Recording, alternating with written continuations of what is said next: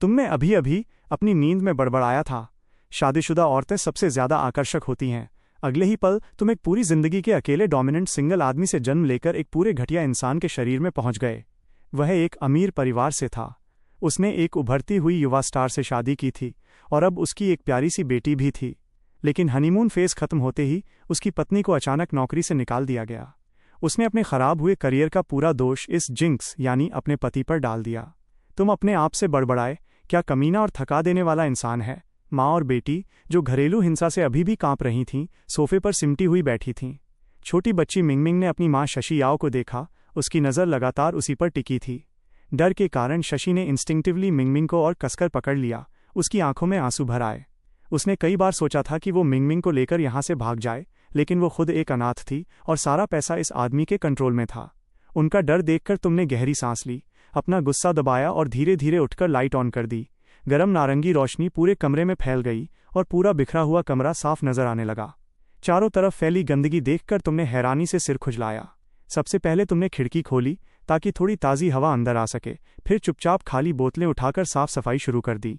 शशि याओ अभी भी सोफे पर सिमटी हुई थी, मिंगमिंग को पकड़े हुए, लेकिन उसकी आंखों में हल्का सा हैरान भाव आ गया था। तुमने माँ बेटी को परेशान करने की जल्दी नहीं की। तुम किचन से एक तौलिया लेकर आए और टेबल साफ करने लगे और धीरे धीरे पूरा कमरा एकदम साफ कर दिया। पसीने से तुम्हारे कपड़े भी भीग चुके थे। तुमने बेडरूम से साफ कपड़े लिए और बाथरूम की तरफ चले गए। जैसे ही बाथरूम का दरवाज़ा बंद हुआ, शशि को पहली बार थोड़ा सुकून महसूस हुआ। अब साफ हो चुके कमरे को देखकर उसके मन में हैरानी भर गई। ये दानव अब क्या खेल खेल रहा है। उसने मन ही मन सोचा। मम्मा, मुझे भूख लगी है। मिंगमिंग ने अपने बड़े बड़े गोल आंखों से अपनी माँ की तरफ देखते हुए कहा। अच्छी बच्ची, हम जल्दी ही खाना खाएंगे, शशि याओ ने धीरे से अपनी बेटी के बाल सहलाते हुए फुसफुसाकर कहा। वो जानती थी कि उसे इस दानव के सो जाने का इंतजार करना होगा, तभी वो और मिंगमिंग अपने लिए खाना बना पाएंगी। फिर बाथरूम का दरवाज़ा खुला। तुम बाहर निकले और सोफे पर बैठी माँ बेटी हल्के से सिहर उठीं। तुमने सिर हिलाया और उन्हें नज़रअंदाज करते हुए बाहर की ओर चले गए। शशि याओ वहीं जड़ हो गई। उसके चेहरे पर गहरी निराशा छा गई। क्या वो फिर से शराब पीने बाहर चला गया? आज रात उसने अभी तक ठीक से खाना भी नहीं खाया था और अब वो और मिंगमिंग भूखे रह जाएंगे। उसके होंठ कांपने लगे और आंसू बहने लगे। मत रो मम्मा, मुझे भूख नहीं लगी, मिंगमिंग ने कहा, ये सोचकर कि उसकी अपनी भूख ने माँ को दुखी कर दिया है। उसने अपने छोटे छोटे हाथों से अनाड़ी तरीके से अपनी माँ के आंसू पोंछने की कोशिश की। शशि याओ ने होंठ काट लिए और उसके आंसू और तेजी से बहने लगे। काफी देर बाद उसने कांपती आवाज में कहा, मिंगमिंग, अच्छी बच्ची, माँ तुम्हें सुला देती है। जब तुम सो जाओगी तो तुम्हें भूख नहीं लगेगी। कल सुबह मैं तुम्हारे लिए कुछ अच्छा खाना बनाऊंगी। उसने एक लोरी गुनगुनाई और मिंगमिंग को सुलाने लगी। अपनी बेटी की आंखें धीरे धीरे बंद होते देखकर शशि के दिमाग में पिछले 2 सालों की शादी की सारी टूटन फिर से घूमने लगी। उसने आखिरकार तय कर लिया कि कल वो इस नरक से निकल जाएगी, चाहे उसे बाहर मरना ही क्यों न पड़े। यहाँ रहने से बेहतर बाहर मर जाना होगा। अचानक दरवाजे का लॉक क्लिक हुआ। शशि याओ कांप उठी और तुरंत अपनी बेटी के कान ढक लिए और चुपचाप सुनने लगी। तुम अंदर आए और सोफे की तरफ देखते हुए थोड़ा रुक गए। माँ और बेटी कमरे में वापस जा चुकी थीं, लेकिन उन्होंने खाना नहीं खाया था। तुमने हाथ में लाया हुआ खाना टेबल पर रखा और बेडरूम की तरफ बढ़ गए। शशि का पूरा शरीर तन गया। तुम्हारे कदमों की आवाज़ सुनकर वह प्रार्थना करने लगी कि तुम कमरे में अंदर ना आओ। फिर दरवाजे पर दस्तक हुई। मैं तुम्हारे लिए खाना लेकर आया हूँ, अगर भूख लगी हो तो आकर खा लो। आज रात मैं साइड वाले कमरे में सोऊंगा। ये सुनते ही शशि याओ चौंककर आंखें खोल बैठीं। उसे तुम्हारे कदमों की आवाज़ सुनाई दी जो धीरे धीरे दूर जा रही थी, और फिर कमरे में सन्नाटा छा गया, जिसे सिर्फ उसकी अपनी घबराई हुई सांसों की आवाज़ तोड़ रही थी। मिंगमिंग जिज्ञासावश अपनी आंखें खोलकर बंद पड़े बेडरूम के दरवाजे को देखने लगी, आज अपने पिता के अजीब व्यवहार को याद करते हुए। खाने को देखकर शशि का दिल कांप उठा।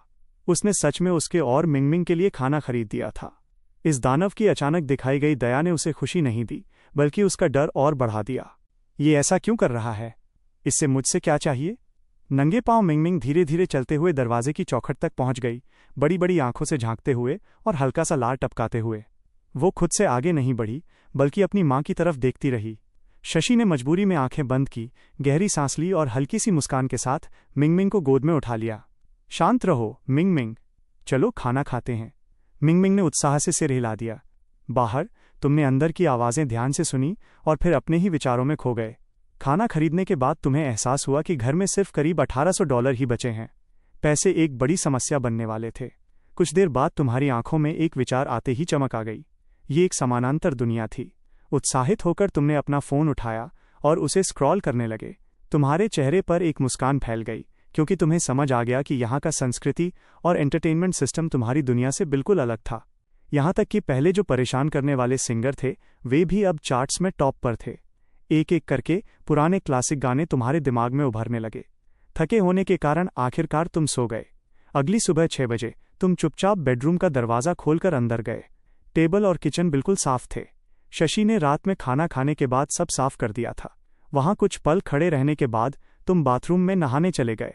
तुम जानते थे कि शियाओ आमतौर पर सुबह 8 बजे तक नहीं उठती थी खाना बनाने के लिए, क्योंकि पहले तुम खुद 10 बजे के बाद तक सोते रहते थे। सुबह शराब पीने के बाद ही माँ और बेटी बचा हुआ खाना खा पाती थीं। तुमने एक बार फिर आह भरी और जल्दी जल्दी नहा लिया। शशि अभी जाग चुकी थी, लेकिन वो कमरे से बाहर निकलने की हिम्मत नहीं कर पा रही थी। बाथरूम की आवाज़ बंद हुई और दरवाज़ा फिर से बंद हो गया। उसने होंठ कसकर दबा लिए, अपने अंदर की कांप को रोकते हुए। मिंगमिंग की आंखें लगातार बेडरूम के दरवाजे पर टिकी हुई थीं। अब वो कहाँ गई? उसने मासूमियत से सोचा। काफ़ी देर तक बाहर कोई हलचल नहीं हुई, तो शशि ने अपनी सोती हुई बेटी की तरफ देखा। हिम्मत जुटाकर वो चुपचाप बिस्तर से उतरी, बेडरूम का दरवाज़ा खोला और बाहर आ गई। कमरे में शराब की बदबू अब काफ़ी हल्की हो चुकी थी और खिड़की से ताज़ी हवा अंदर आ रही थी। वो हवा इतनी साफ और अनजानी थी कि शशि को सब कुछ लगभग अवास्तविक लगने लगा। काफ़ी समय से उसने ऐसी साफ हवा में सांस नहीं ली थी। वो खिड़की के पास गई और बाहर देखने लगी। कुछ पल के लिए खो सी गई। तभी उसे एहसास हुआ, उसका शरीर अपने आप तन गया और वो यांत्रिक रूप से मुड़ी। तुम थोड़े हड़बड़ा गए जब देखा कि शशि पहले ही जाग चुकी थी। तुम्हें एहसास हुआ था कि घर में खाना नहीं है, इसलिए नहाने के बाद तुम बाहर जाकर मांस, सब्जियां और चावल ले आए थे। दोनों एक पल के लिए एक दूसरे को देखते रह गए। तुमने पहली बार अपनी पत्नी को ठीक से देखा। वो बेहद खूबसूरत थी, तुम्हारी पुरानी दुनिया की किसी भी इन्फ्लुएंसर या सेलिब्रिटी से भी ज़्यादा। लेकिन वो बहुत दुबली थी। उसका चेहरा अस्वाभाविक रूप से पीला था, शायद लंबे समय तक धूप और पोषण की कमी के कारण। उसे इस हालत में देखकर तुम्हारे अंदर दर्द, अपराध बोध और शर्म का मिला जुला एहसास हुआ। इतनी खूबसूरत पत्नी के साथ मैंने इतना बुरा व्यवहार कैसे किया? तुमने सोचा, मैं सच में इसके लायक नहीं हूँ। तुमने शांति तोड़ी। गुड मॉर्निंग, मैं पहले खाना बनाता हूँ। तुम सामान लेकर किचन की तरफ चले गए। शशि याओ अपने कानों पर विश्वास नहीं कर पा रही थी। उसने सच में उसे गुड मॉर्निंग कहा था, और अब वो खाना बनाना भी जान गया था। वो चुपचाप तुम्हें देखती रही और उसके अंदर दबा हुआ दुख धीरे धीरे बाहर आने लगा। उसके होंठ कांपने लगे और आंखें नम हो गईं। ये क्या हो रहा है? मैं इसकी सुधरती हुई सोच का क्या मतलब निकालूं? उसी समय मिंगमिंग जाग गई थी, शायद अपनी माँ को ढूंढते हुए। नंगे पांव वो दौड़कर किचन की तरफ गई। खाने की खुशबू उसकी नाक में पड़ते ही उसकी आंखें चमक उठीं और वो हैरानी से किचन की तरफ देखने लगी। तुमने उसे देखकर हल्की मुस्कान दी, लेकिन मिंगमिंग डरकर पीछे हट गई। तुमने आह भरी और नाक रगड़ ली। जल्द ही खाना तैयार हो गया। तुमने दोनों की तरफ देखा, जो अभी भी दूरी बनाए खड़े थे, और उन्हें पास आने को कहा। मिंगमिंग का मुंह पानी से भर गया, लेकिन वो फिर भी नहीं हिली। शशि याओ भी पूरी तरह हैरान होकर देखती रही। तुमने सोचा था कि वे जल्दी आएंगे, लेकिन उनका डर देखकर तुम्हारा उत्साह थोड़ा कम हो गया और तुमने हल्की आह भरी। तुम लोग पहले खा लो, तुमने कहा और साइड वाले कमरे में चले गए। शियाओ फिर भी नहीं हिली। तुमने बंद साइड रूम के दरवाजे की तरफ देखा, फिर अपनी बेटी की उम्मीद भरी आंखों की तरफ, और फिर एक और आह भर दी।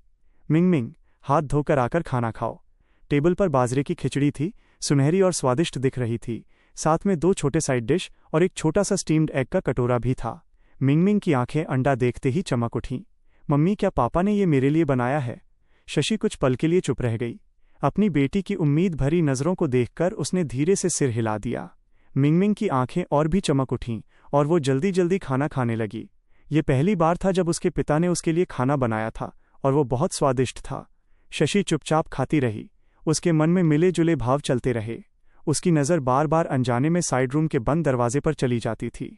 तुम साइड रूम में डेस्क पर बैठे भूख से परेशान थे, लेकिन जानते थे कि माँ बेटी अभी तुम्हारे साथ टेबल पर बैठने के लिए तैयार नहीं है। सिर हिलाते हुए तुमने वो सोच मन से निकाल दी और अपना फ़ोन खोलकर लोकल प्लेटफॉर्म पर चले गए। तुमने अपना पुराना अकाउंट डिलीट कर दिया, जिसके अभी भी कुछ हज़ार फॉलोअर्स थे, और नया अकाउंट बना लिया। आदतन तुमने ट्रेंडिंग लिस्ट खोली और तुरंत ही भौहें चढ़ा लीं। ये कैसी घटिया म्यूज़िक है? अब ये वायरल सिंगर्स कैसे ट्रेंड कर रहे हैं? तुम्हारे दिमाग में एक प्लान बनने लगा। तुमने कुछ पुराने भूले बिसरे मैन्युस्क्रिप्ट पेपर निकाले जो पहले छोड़ दिए गए थे। उन्हें डेस्क पर रखते ही तुम्हारा पेन तेजी से चलने लगा। इस समानांतर दुनिया में समय और स्पेस के जरिए संगीत को ट्रांसफर करना भी आसान था। कुछ ही पलों में एक पूरा म्यूजिक स्कोर तैयार था। उत्साहित होकर तुमने गिटार उठाया, डेस्क पर बैठे और अपनी भावनाओं को बहने दिया। आंखें बंद करके तुम्हारी उंगलियां धीरे धीरे स्ट्रिंग्स पर चलने लगीं। गिटार की आवाज़ पूरे कमरे में फैल गई। शशि याओ, जो चुपचाप खाना खा रही थी, अचानक हैरानी से जम गई। वो गिटार बजा सकता है, ये कैसे संभव है? और वो गिटार, ये तो उसका ही था। उसे याद था कि उसने कभी भी गिटार बजाना नहीं सीखा था, कम से कम पहले तो नहीं। ये सब क्या हो रहा था? तभी तुम्हारी आवाज़ गिटार के साथ जुड़ गई। क्योंकि मैंने सपना देखा कि तुम मुझे छोड़कर चली गईं। मैं आंसुओं में जाग गया, खिड़की से गुजरती रात की हवा को देखते हुए। क्या तुम मेरी मोहब्बत महसूस कर सकती हो? जब हम बूढ़े हो जाएंगे क्या तुम तब भी मेरे साथ रहोगी? इन धीरे धीरे गुजरते सालों को देखते हुए शशि याओ की आंखें अविश्वास से फैल गईं। यहाँ तक कि मिंगमिंग, जो खुशी खुशी खाना खा रही थी, तुम्हारी आवाज़ से पूरी तरह मोहित हो गई। वो रुक गई और साइड रूम के बंद दरवाजे को देखने लगी, सिर हल्का सा झुकाए हुए जैसे मंत्रमुग्ध हो गई हो। उसे एहसास हुआ कि ये पहली बार था जब उसके पिता ने उसके लिए खाना बनाया था, और उनकी आवाज़ भी कितनी नरम और सुकून देने वाली थी। भले ही शशि ने पहले कभी ये गाना नहीं सुना था, फिर भी वो उसकी ताकत महसूस कर रही थी। धुन इतनी खूबसूरत थी कि यकीन करना मुश्किल था कि ये किसी दानव जैसे इंसान से आ रही है। अगली पंक्तियां आईं। लोग तुम्हारी जवानी की तारीफ करते हैं, लेकिन कौन समय की बेरहम रफ्तार को रोक सकता है? तुम्हारी जिंदगी में बहुत लोग आए और चले गए, लेकिन जान लो, तुम्हारी पूरी जिंदगी में मैं तुम्हारे साथ रहूंगा। शशि याओ खुद को रोक नहीं पाई।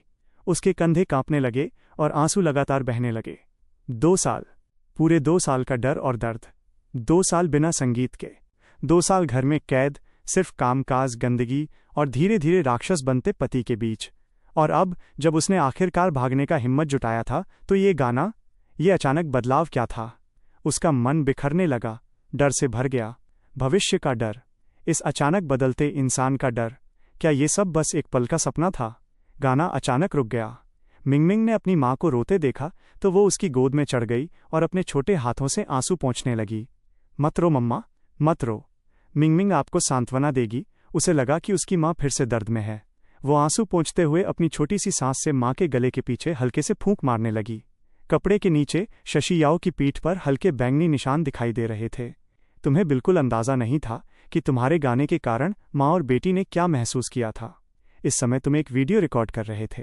तुम्हारा चेहरा पूरा नहीं दिख रहा था, सिर्फ नाक और नीचे का हिस्सा दिखाई दे रहा था, जबकि तुम गिटार पकड़े हुए थे और गला साफ कर रहे थे।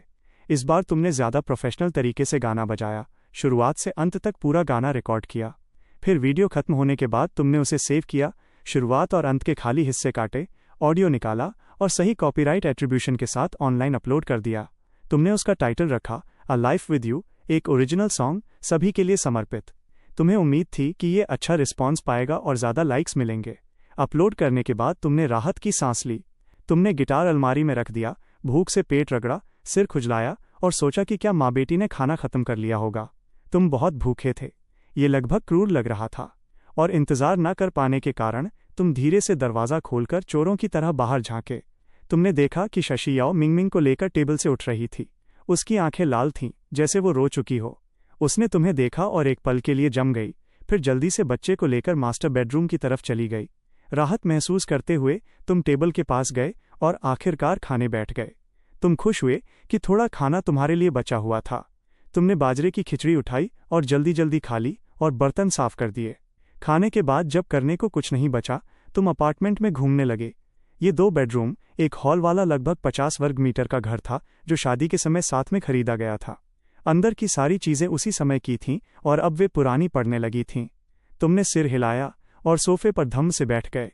ये कल्पना करना मुश्किल था कि शशि और उसकी बेटी यहाँ 2 साल से इतने कम बाहरी संपर्क के साथ कैसे रह रही थीं।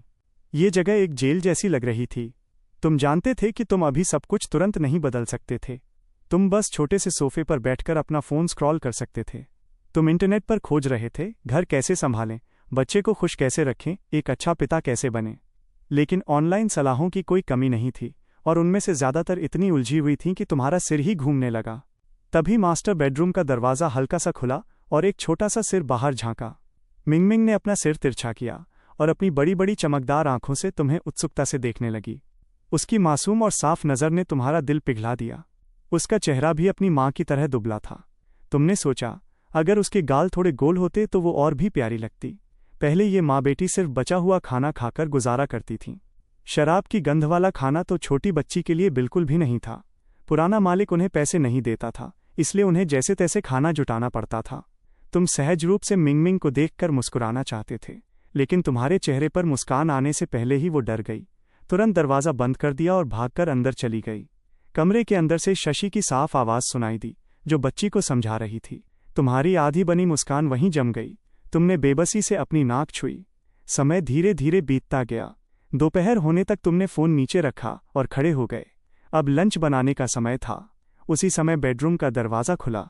शशि आओ, बिना किसी भाव के तुम्हारे कपड़ों का एक ढेर उठाए बाहर आई। वो सीधे बाथरूम की तरफ चली गई, जैसे सोफे के पास खड़े तुम्हें देखा ही न हो। लेकिन तुमने महसूस किया कि उसका शरीर हल्का सा तन गया था। क्या वो कपड़े धोने जा रही थी? अचानक तुम्हें याद आया कि कल बदले हुए तुम्हारे कपड़े अभी भी वॉशिंग मशीन में पड़े थे। तुम जल्दी से बाथरूम की तरफ बढ़े। शशि का दिल तेजी से धड़कने लगा। उसे उम्मीद नहीं थी कि तुम अभी भी घर पर ही हो। आमतौर पर इस समय तक तुम अपने दोस्तों के साथ शराब पीने निकल जाते थे। तुम्हारे कदमों की आहट सुनकर उसका शरीर हल्का सा कांप गया। तभी पीछे से तुम्हारी परिचित आवाज़ आई, मेरे कपड़े अभी भी वॉशिंग मशीन में हैं, क्या मैं उन्हें पहले निकालकर सुखा दूं? वॉशिंग मशीन खोलने के लिए झुकी हुई शशि घबराकर हल्का सा पीछे हट गई। सावधान, तुमने सहज रूप से कहा। तभी शशि को एहसास हुआ कि तुम उससे अनुमति मांग रहे थे। उसकी नज़रें तुरंत झुक गईं। वो इतनी घबराई हुई थी कि तुम्हारी आंखों में देखने की हिम्मत नहीं कर पाई। ठीक है, आप पहले कर लीजिए, उसने धीमी आवाज़ में कहा। उसकी मुट्ठियां भींची हुई थीं, हाथ कांप रहे थे और आंखों में गुस्सा, दर्द और उलझन एक साथ दिखाई दे रहे थे। तुमने अभी अभी उसकी गर्दन और पीठ पर पड़े हल्के बैंगनी निशान साफ देखे थे, लेकिन तुमने ज़्यादा देर उसकी तरफ नहीं देखा और अपना ध्यान वॉशिंग मशीन के कपड़ों पर लगा दिया। मैं दोपहर का खाना बना दूंगा, जब मिंगमिंग जाग जाए तो उसे बुला लेना। ये सुनते ही शशि और भी सिमट गई। वह घबरा गई थी। उसे लगता था कि तुम्हारी मौजूदगी ही उस पर एक अदृश्य दबाव डाल रही है। तुमने एक लंबी सांस ली, धुले हुए कपड़े उठाए और उन्हें सुखाने के लिए बालकनी में चले गए। शशि वॉशिंग मशीन के पास खड़ी रह गई। किचन से उठता धुआं देखकर उसकी नज़र बार बार उसी तरफ चली जाती थी। वो समझ नहीं पा रही थी कि इस सब का मतलब क्या निकाले। अनजाने में उसने अपनी नाक को छुआ और फिर खुद ही ठिठक गई। उसे याद नहीं था कि यह आदत उसे कब लग गई थी। वो वहीं खड़ी वॉशिंग मशीन की घूमती हुई आवाज़ सुनती रही, जबकि उसका मन पूरी तरह उलझा हुआ था। सारे कपड़े धुल जाने के बाद वो उन्हें लेकर बालकनी में सुखाने चली गई। उधर वो आदमी लगातार किचन में व्यस्त था। कुछ देर बाद मिंगमिंग खुद ही जाग गई। वो नंगे पांव बाहर निकली और अपनी छोटी छोटी हथेलियों से उनींदी आंखें मलने लगीं। जब उसने तुम्हें किचन में व्यस्त देखा तो मिंगमिंग की बड़ी बड़ी खूबसूरत आंखें चमक उठीं और वो उत्सुकता से दरवाजे की चौखट पकड़कर खड़ी हो गई, तुम्हें काम करते हुए देखने लगी। शशि आओ, जिसने कपड़े टांग दिए थे, पीछे मुड़ी तो उसने इस छोटे से आधी नींद में डूबी हुई बच्ची को देखा, जो उम्मीद और जिज्ञासा से भरी आंखों से तुम्हें किचन में काम करते देख रही थी। उसका मन लगभग टूट सा गया। वो अचानक मुड़ी दीवार से टिक गई, अपने हाथों से चेहरा ढक लिया और नीचे बैठ गई, जबकि उसकी आंखों से चुपचाप आंसू बहने लगे। ये वही दृश्य था जिसे उसने कभी बहुत पहले सिर्फ सपनों में देखा था। तुम अब भी उनके साथ टेबल पर नहीं बैठे थे। खाना टेबल पर रखने के बाद तुम जल्दी से घर से बाहर निकल गए। दरवाजे की आवाज़ सुनकर शशि ने जल्दी से अपने आंसू पोंछ लिए और होंठ काट लिए। वो उठी, मिंगमिंग को गोद में लिया और डाइनिंग टेबल की तरफ चली गई। उस पल उसके अंदर क्या चल रहा था ये कोई समझ नहीं सकता था, यहाँ तक कि वो खुद भी पूरी तरह नहीं समझ पा रही थी। खाना सुबह की तरह ही स्वादिष्ट था और छोटी बच्ची पहले ही खुशी खुशी स्टीम्ड एग खा चुकी थी। लेकिन माँ बेटी का ये शांत खाना जल्द ही दरवाज़ा खुलने की आवाज़ से टूट गया। उन्होंने स्वाभाविक रूप से ऊपर देखा और तुम्हें दरवाज़ा खोलकर अंदर आते देखा, हाथ में एक बड़ा बैग लिए हुए। मिंगमिंग हल्के से तुम्हारी गोद में हिल गई। उसके मुंह में अभी भी स्टीम्ड एग का छोटा सा निवाला था और उसकी बड़ी आंखें तुम्हारी हर हरकत का पीछा कर रही थीं। तुमने अपनी नज़रें नीचे रखीं, माँ बेटी की घबराहट भरी नज़रों से बचते हुए। तुम सोफे के पास गए, बैग रखा और थोड़ी दबी हुई आवाज़ में बोले, मैं तुम्हारे लिए मरहम ऑइंटमेंट लाया हूँ, इसे लगाना याद रखना। और मैंने छोटी के लिए एक खिलौना भी लिया है। मुझे नहीं पता उसे पसंद आएगा या नहीं, लेकिन मैंने देखा है कि दूसरी छोटी लड़कियों के पास ऐसा होता है, तो उसे भी होना चाहिए। शशि ने कोई जवाब नहीं दिया। तुम कुछ पल रुके और फिर बोले, मुझे पता है शायद तुम मुझ पर भरोसा नहीं करती, लेकिन मुझे ये कहना ज़रूरी है, मैं अब शराब नहीं पीऊँगा और मैं तुम दोनों को फिर कभी नहीं मारूंगा। तुम और मिंगमिंग को घर में इतना डरने की ज़रूरत नहीं है। बच्ची अभी छोटी है और ऐसा माहौल उसके लिए अच्छा नहीं है। एक ही सांस में ये सब कहकर तुम्हें अपने सीने से जैसे एक बोझ उतरता हुआ महसूस हुआ। शशि के जवाब का इंतजार किए बिना तुम चुपचाप साइड वाले बेडरूम में लौट गए। शशि तुम्हारी परछाई को जाते हुए देखती रही और जब बेडरूम का दरवाज़ा बंद हुआ तो उसे समझ नहीं आया कि वो क्या कहे। एक ही दिन में इस आदमी के अचानक बदल जाने को देखकर वो अब भी पूरी तरह सतर्क थी। बेडरूम के अंदर तुम्हें खुद और भी बुरा महसूस हो रहा था। तुम्हारी आंखें लाल थीं और बाहर रहते हुए भी तुम उसे बचाने की कोशिश कर रहे थे। अगर हो सकता तो तुम कभी यहाँ आए ही नहीं होते और न ही ये सब देखते, खासकर शशि के शरीर पर पड़े वो निशान जो तुम्हारे दिल पर भारी पड़ रहे थे। सिर्फ एक दिन इस घर में रहने के बाद ही तुम्हारी मानसिक स्थिति लगभग टूटने लगी थी। तुम समझ नहीं पा रहे थे कि कोई अपने ही परिवार के प्रति इतना ज़्यादा क्रूर कैसे हो सकता है। लंच के बाद शशि ने तुम्हारे लिए भी कुछ खाना छोड़ दिया था। उसने कुछ पल बैग की तरफ देखा और फिर मिंगमिंग को लेकर मास्टर बेडरूम की तरफ चली गई। तुमने बेडरूम का दरवाज़ा बंद होते हुए सुना और समझ गए कि उन्होंने खाना ख़त्म कर लिया है। इसके बाद तुम उठे और कमरे से बाहर आए। कॉफ़ी टेबल पर बैग अब भी अनखुला पड़ा था। तुम अंदर ही अंदर होंठ भींच कर रह गए, समझ नहीं पाए कि क्या करो और आखिरकार चुपचाप बैठकर खाना खाने लगे। अचानक मास्टर बेडरूम का दरवाज़ा फिर से खुला। मिंगमिंग ने अपना छोटा सा सिर बाहर निकाला और जिज्ञासा से तुम्हें खाना खाते हुए देखने लगी। इस बार तुमने उसे देखकर हल्की मुस्कान दी और वो भागी नहीं। वो अब भी उत्सुक थी और लगातार तुम्हें देखती रही। तुम्हारा दिल थोड़ा शांत हुआ और हल्की राहत महसूस हुई, क्योंकि ये छोटी सी नर्म सी बच्ची तुम्हारे अंदर का तनाव थोड़ा कम कर रही थी। तुमने चॉपस्टिक नीचे रख दी और बहुत ही नरम आवाज़ में उसे पुकारा। मिंगमिंग तुम्हारी आवाज़ सुनकर वो हल्का सा कांप गई, लेकिन पीछे नहीं हटी।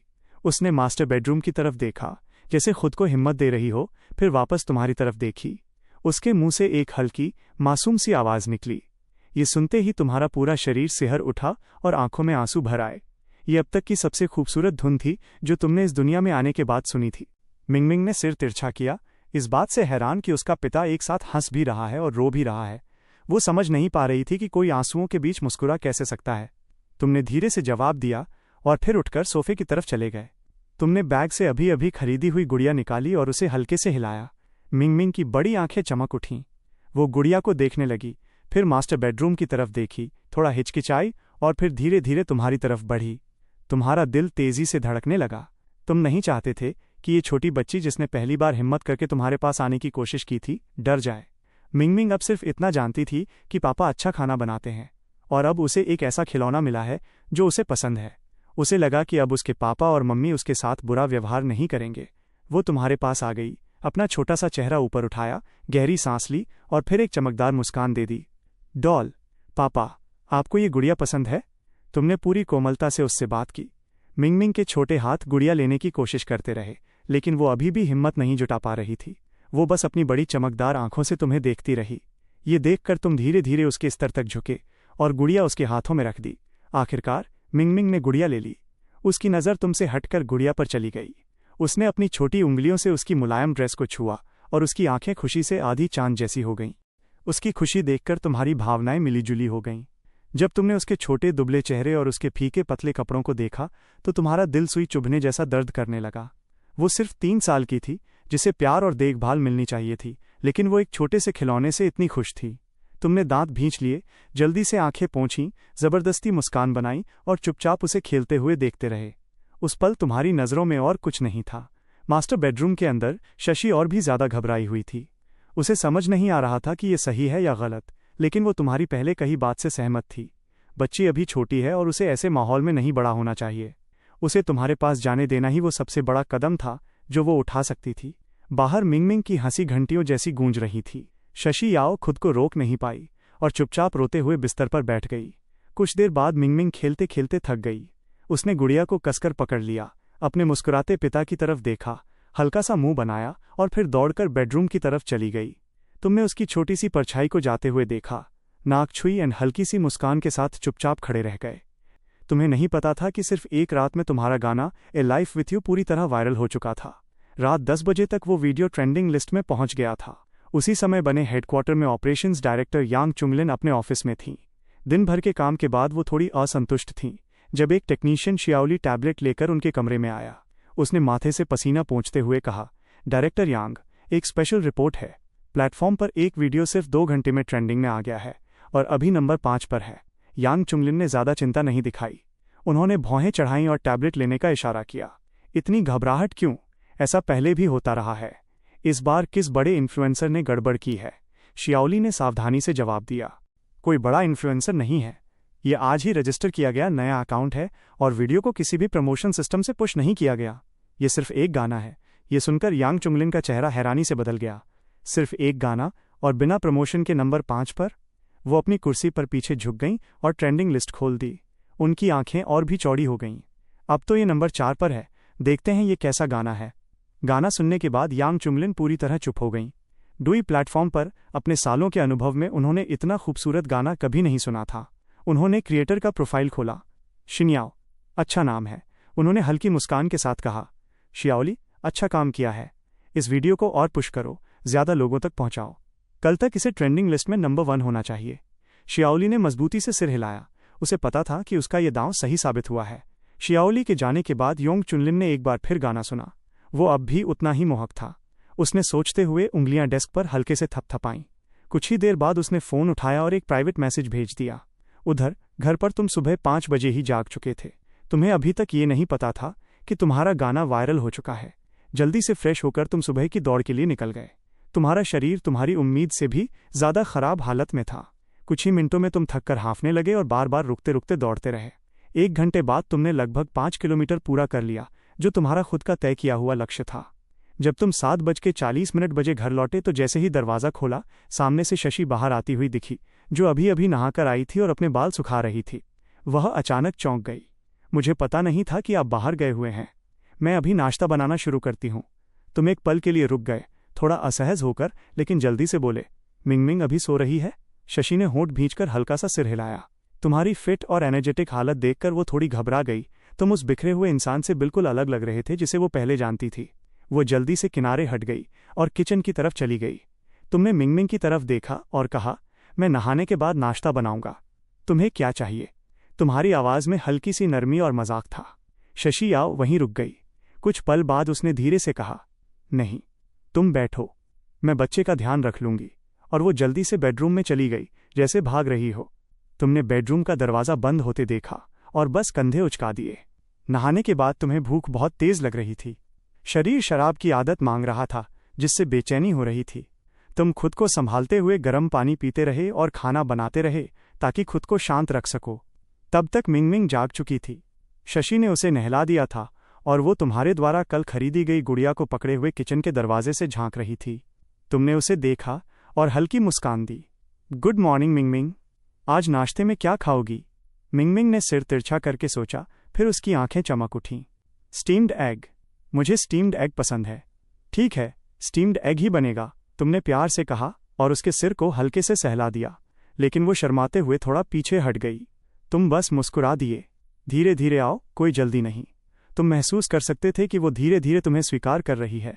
ये देखकर तुम्हें उम्मीद मिली और मन हल्का हो गया। यहाँ तक कि शराब की तलब और भूख भी कुछ देर के लिए दूर हो गई। तुमने नाश्ता टेबल पर रखा और फिर साइड रूम में चले गए ताकि माँ बेटी पहले खा सकें। लेकिन इस बार किचन से हंसी और बातें सुनाई दे रही थीं, जो एक अच्छा बदलाव था। तुम बिस्तर पर लेटे हुए फोन देखने लगे। लॉगिन करते ही तुम चौंक गए। नोटिफिकेशन की बाढ़ आ गई थी। तुमने ऐप खोला तो आंकड़े देखकर लगभग दंग रह गए। 10 लाख से ज्यादा फॉलोअर्स, 20 लाख लाइक्स और करीब 10 लाख कमेंट्स, सभी तारीफों से भरे हुए। तुम्हारा गाना सिर्फ एक दिन में तुम्हें फेमस कर चुका था। सबसे अच्छी बात यह थी कि कमेंट्स ज्यादातर पॉजिटिव थे और लोग और गाने मांग रहे थे। तुमने वॉलेट चेक किया और मुस्कुरा दिए। सिर्फ ट्रैफिक से बिना किसी एड के एक दिन में 3,20,000 युआन की कमाई हो चुकी थी। तुमने राहत की सांस ली। अब पैसे थे। जिंदगी अब इतनी टाइट नहीं रहेगी। तुमने पैसे बैंक में ट्रांसफर किए और फिर इंतजार करने लगे कि माँ बेटी खाना खत्म कर लें। जैसे ही बेडरूम का दरवाजा खुला, तुम जल्दी से बाहर आए और बर्तन साफ कर दिए। फिर तुमने फोन उठाया और बाहर निकल गए। तुम एक पुराने इलाके में रहते थे, गली गलौच वाला, लेकिन सस्ता इलाका था। शादी के समय तुम और शशि दोनों के पास ज्यादा पैसे नहीं थे, इसलिए यही घर लिया था। तुम हमेशा सोचते थे कि कभी बेहतर जगह शिफ्ट करेंगे, लेकिन 2 साल में हालात और खराब हो गए थे। पुराना मालिक न तो काम करता था, न पैसा देता था, बल्कि शराब में पैसे उड़ा देता था और यहाँ तक कि शशि का फोन भी बेच दिया था। तुम मॉल की तरफ निकल गए। सबसे पहले तुम्हारी नज़र एक मशहूर मोबाइल ब्रांड की दुकान पर पड़ी। दोपहर का समय था, इसलिए दुकान लगभग खाली थी। एक महिला सेल्सकर्मी आराम से बैठकर नाखून पेंट कर रही थी। तुम्हें देखते ही उसकी आंखें चमक उठीं। सर, फोन लेना है क्या? तुमने सिर हिलाया और एक स्काई ब्लू मॉडल चुन लिया। वाह, बहुत बढ़िया चुनाव, उसने मुस्कुराते हुए कहा। यह हमारा लेटेस्ट मॉडल है, 100x जूम और सैटेलाइट कॉलिंग सपोर्ट के साथ। तुमने पूछा, क्या यहाँ सिम कार्ड मिलता है? हाँ, लेकिन आईडी के साथ आना होगा, उसने कहा। तुमने सिर हिलाया। ठीक है, ये फ़ोन पैक कर दीजिए, सिम बाद में देख लेंगे। कुछ ही देर में तुमने फ़ोन ले लिया, पेमेंट किया और जल्दी बाहर निकल गए। अब भी बहुत कुछ खरीदना बाकी था। घर पर शशि ने पूरा घर साफ कर दिया था। अब वो सोफे पर बैठकर खिड़की से बाहर नीले आसमान को देख रही थी। कमरे में अब शराब की बदबू नहीं थी, सिर्फ ताज़ी हवा थी। मिंगमिंग खेल रही थी और शशि के चेहरे पर अनजाने में हल्की मुस्कान आ गई। अचानक दरवाजे की आवाज़ आई। मिंगमिंग तुरंत उठी और माँ से लिपट गई। तुम अंदर आए और कुछ मिस्त्रियों के साथ बड़े सामान लेकर आ रहे थे। धीरे, ध्यान से, तुम कह रहे थे। शशि घबरा गई और बच्चे को पकड़कर पीछे हट गई, फिर झांककर देखने लगी। तुम नया सोफा और सामान अंदर रखवा रहे थे। पूरा घर बदलने लगा था। पुराने फर्नीचर को तुमने 800 युआन में बेच दिया था। शशि हैरान थी, उसे समझ नहीं आ रहा था कि पैसे कहाँ से आ रहे हैं। कुछ देर बाद घर एकदम बदल चुका था। सोफा, टीवी, फ्रिज सब नया था। घर अब छोटा नहीं बल्कि आरामदायक और होम जैसा लग रहा था। तुमने पसीना पोंछा और सोफे पर बैठ गए। मिंगमिंग अपनी माँ के पास खड़ी थी और नए सामान को देखकर उत्साहित थी। तुमने बैग से एक बड़ा पिंक खिलौना निकाला और टेबल पर रख दिया। मिंगमिंग की आंखें चमक उठीं। ये क्या है? तुम मुस्कुराए। पापा ने तुम्हारे लिए लाया है। वो धीरे धीरे पास आई, पहले माँ को देखा, फिर आगे बढ़ी। तुमने उसे एक छोटा प्रिंसेस हाउस दिखाया। क्या तुम पापा के साथ इसे सजाओगी? उसकी आंखें चमक उठीं। तुमने एक छोटी प्रिंसेस डॉल उसकी तरफ बढ़ाई। इसे तैयार करने में पापा की मदद करोगी? वो हिचकिचाई, लेकिन धीरे धीरे मान गई। तुमने उसके छोटे हाथ को सहारा दिया और उसे ड्रेस पहनाना सिखाया। पापा तुम्हारे भरोसे हैं। ठीक है पापा, उसने खुशी से कहा। और फिर मासूम हंसी के साथ वो गुड़िया सजाने लगी। तुम उसकी हंसी में शामिल हो गए और प्यार से सीखते हुए छोटी प्रिंसेस को कपड़े पहनाने में मदद करने लगे। उस पल छोटा सा कमरा रोशनी और गर्माहट से भर गया। दरवाजे के फ्रेम से टिककर शशि चुपचाप ये सुंदर दृश्य देख रही थी। उसका दिल भावनाओं से भर उठा और आंखें नम हो गईं। तुम्हें एहसास ही नहीं हुआ कि कब तुम और मिंगमिंग खेलते खेलते आगे बढ़ गए थे। वो अभी भी तुम्हारी मदद से प्रिंसेस हाउस सजा रही थी। तभी तुम्हारी नज़र दरवाजे की तरफ गई और तुमने देखा कि शशि किचन के पास खड़ी तुम्हें देख रही थी। उसकी हल्की नीली शर्ट धुलने के बाद फीकी पड़ चुकी थी, जो तुम्हारी नज़र में आ गई। अचानक तुम्हें याद आया कि ये वही मैचिंग पेरेंट चाइल्ड आउटफिट था जो शशि ने चुपके से मिंग के दूसरे जन्मदिन पर खरीदा था। बाद में डेकेयर स्टाफ ने उसे देख लिया था और शशि को सजा दी गई थी। तुम्हें ये याद आते ही एक अजीब सा सन्नाटा महसूस हुआ। तुम अचानक खड़े हो गए, मुंह पर हाथ रखा और बाथरूम की तरफ भागे और जोर से उल्टी करने लगे। अब तुम्हें समझ आया कि जब कोई इंसान दिल से देखता है तो ऐसी चीज़ें कितनी घिनौनी और दर्दनाक लग सकती हैं। इस अचानक हुई हलचल से माँ बेटी डर गईं। शशि कांप उठी और जल्दी से सोफे पर भागकर मिंगमिंग को गोद में ले लिया। मिंगमिंग अपनी माँ से चिपक गई, डरते हुए कि कहीं वो डरावना पिता फिर से वैसा न बन जाए जैसा पहले था। पिछले समय में जब भी ऐसे आवाज़ें आती थीं, वो एक खतरनाक इंसान जैसा लगने लगता था। कुछ देर बाद तुम बाथरूम से बाहर आए, आंखें लाल थीं। शशि और मिंगमिंग को डरते देखकर तुम्हें और भी बुरा लगा। पेट अभी भी खराब था, लेकिन फिर भी तुमने धीमी आवाज़ में कहा, सॉरी, मैं तुम्हें डराना नहीं चाहता था, बस तबीयत ठीक नहीं है। तुम्हें खुद भी अजीब सा लग रहा था कि किसी और के शरीर में रहकर ये सब महसूस करना कितना भारी है। तुम चुपचाप किचन में चले गए और सब्जियां धोने लगे। तुम थोड़ी देर और मिंगमिंग के साथ खेलो, मैं लंच बना देता हूँ। शशि ने तुम्हें देखा, तुम अब भी वही थे, लेकिन फिर भी अलग लग रहे थे। वो धीरे से सिर हिलाकर मिंगमिंग को गोद में लेकर बैठ गई। मिंगमिंग फिर से मुस्कुराने लगी, जैसे उसे भरोसा हो गया हो कि उसका पिता अब अच्छा है। लंच टेबल पर रखे जाने के बाद शशि चुपचाप साइड बेडरूम में चली गई। उसके होंठ हिले, लेकिन कोई शब्द नहीं निकला। मिंगमिंग ने अचानक माँ से पूछा, मम्मी पापा हमारे साथ क्यों नहीं खाते? शशि ने अपने पसंदीदा स्टर फ्राइड मीट का टुकड़ा चबाते हुए, शादी के बाद बहुत कम खाया जाने वाला खाना। तुमने कॉफ़ी टेबल से फ़ोन उठाया और धीरे से बोले, मैंने तुम्हारे लिए एक फ़ोन लिया है, देखो पसंद आया या नहीं। तुमने बिना जवाब दिए फ़ोन अनबॉक्स किया और उसे सेट करके सामने रख दिया। इसमें सिम कार्ड है, लेकिन रजिस्ट्रेशन खुद करना होगा। मैंने अपना नंबर सेव कर दिया है, कभी भी कॉल कर सकती हो। फिर तुमने जेब से पैसे निकाले और टेबल पर रख दिए। ये पैसे हैं, आज मिंगमिंग को बाहर घुमाने ले जाओ। घर में बंद रहना अच्छा नहीं है। कपड़े भी ले लेना, तुम्हारे कपड़े छोटे लग रहे हैं। तुम एक ही सांस में सब बोल गए। शशि तुम्हें देखती रही, उसकी आंखों में आंसू भर आए। तुमने उसे हिचकिचाते देखा और हल्के से बोले, पसंद नहीं आया फ़ोन? नया मॉडल है। वो तुरंत सिर हिलाकर बोली, नहीं, मुझे पसंद है, धन्यवाद। तुम उठे और खाना खाने चले गए। शशि अब भी समझ नहीं पा रही थी कि इतने पैसे कहाँ से आ रहे हैं, लेकिन उसने कुछ नहीं पूछा। कुछ देर बाद वो और मिंगमिंग बाहर चले गए। मॉल में मिंगमिंग बहुत खुश थी और शशि भी धीरे धीरे खुलने लगी थी। उसने सिम कार्ड लिया, बैंक अकाउंट खोला और पैसे जमा कर दिए। अब उसके पास आज़ादी का एहसास था। वो काम कर सकती थी, बच्चे को संभाल सकती थी और शायद अपनी ज़िंदगी फिर से शुरू कर सकती थी। इधर तुम घर में खाना बना रहे थे, लेकिन मन में हल्की चिंता थी कि वे देर से लौट रहे हैं। तुमने 7 बजे तक इंतज़ार किया और फिर दरवाज़ा खोलने ही वाले थे कि तभी दोनों लौट आए। मिंगमिंग खुशी से दौड़कर आई, पापा।